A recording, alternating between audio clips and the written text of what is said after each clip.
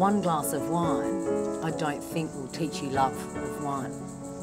If you look at 3 different glasses of wine, that's when you learn love, because you learn that they're all different and they all have their own personality.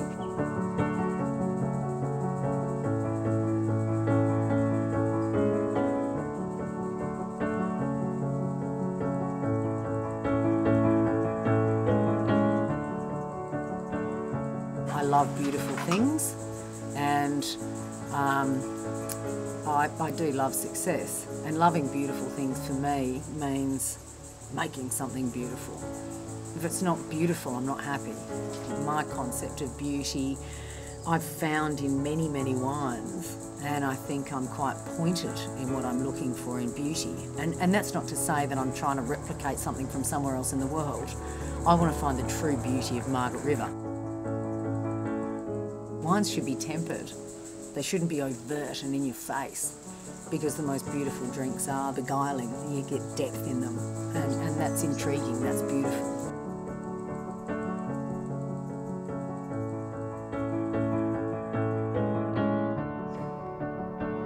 Jenny's chasing perfection, trying to find the perfect wine, the perfect balance. She can't help but go that extra step, that extra 1% every time to try and achieve perfection, because it could just be one more blend away, one more barrel away. Virginia's spark is fairly obvious pretty soon after you meet her. Well, I think she's got the gift. You know, she's got the gift of one of the all-time great palates, combined with being someone who is a seriously competent winemaker. I'm the 4th winemaker here at Vasse Felix in 50 years. Every year counts to building a great wine estate. Every year matters. You can't go backwards ever. I don't think I'll ever do a vintage where I don't get butterflies in my stomach. You know, I've done, I don't know, maybe 30, 32 vintages in my life. You know, 26 of them in Margaret River, and I still get butterflies. This time of year, you know, it's January, the grapes are a bit late in veraison, my stomach turns, I get butterflies in my stomach, worried about what the results are going to be. Vintage hours and days are just intense. You've got to try and get the grapes off at exactly the right time. She puts very high expectations on herself during busy times like vintage, when decisions need to be made by the minute. The most important decision I make is when to harvest. Once you've actually harvested those grapes, there's nothing you can do about the flavours of those grapes, the balance of those grapes. Working with Ginny in those pressure environments has taught me a few things. One, she's a machine, and that she can perform almost without sleep. She needs the odd sleep, but she has a lot of energy. I'm emotionally connected to what I do, and that means that I care about every little batch. It matters to me. And we look at every ferment every day to watch those little personalities develop, you know. It's like bringing up lots and lots of individual children, you know. They've all got their own little personalities, and you've actually got to be able to intervene when necessary and just let them be when they're actually behaving really well. Making great wine is one thing, but taking it to the highest level to be the very best, it's no small feat, you know, and the devil's in the detail.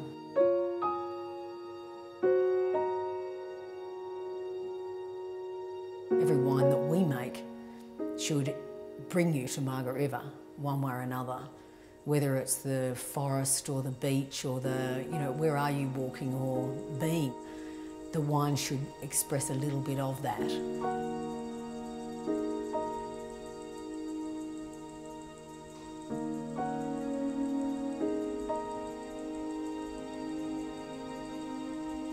she genuinely loves the wines, the fruit, the ground that we're working with and what we're making. She has a really deep passion for it.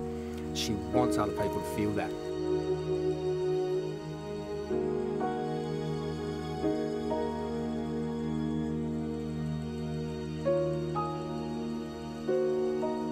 I've learnt every year to believe more and more in this region as one of the great wine regions of the world. And the world still doesn't know who we are.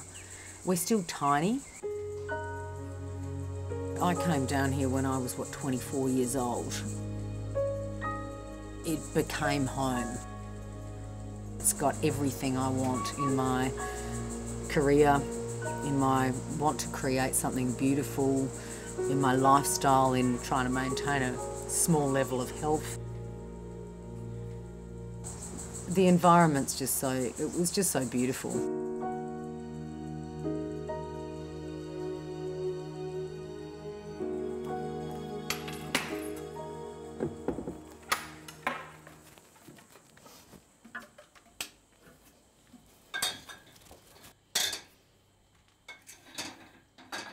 Probably the first bottle of wine that is still in this cellar today would have been my very first job down in Margaret River at Redgate Wines.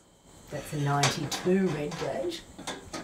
I reckon we might have drunk the last of the reserve. It's an 88. Yeah, you know what? I reckon we might have finished it. Drunk it. Oh no! I just found it. Here we go.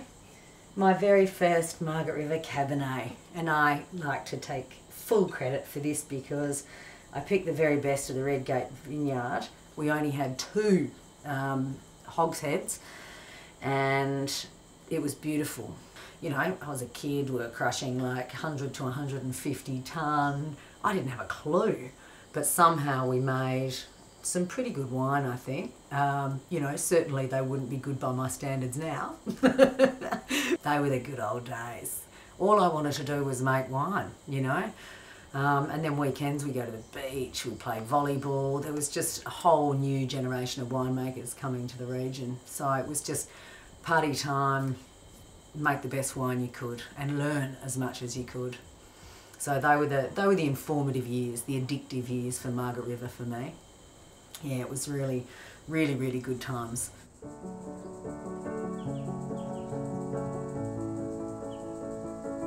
I am a very emotional person. I'm very reactive and reactive.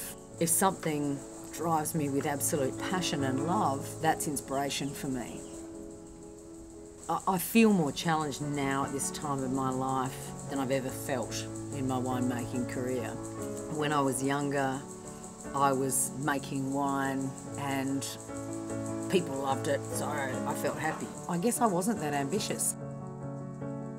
I think it's actually become more than that as I've got older, and I guess become more successful. If I do this right, there's a little tiny part of history that I might become part of.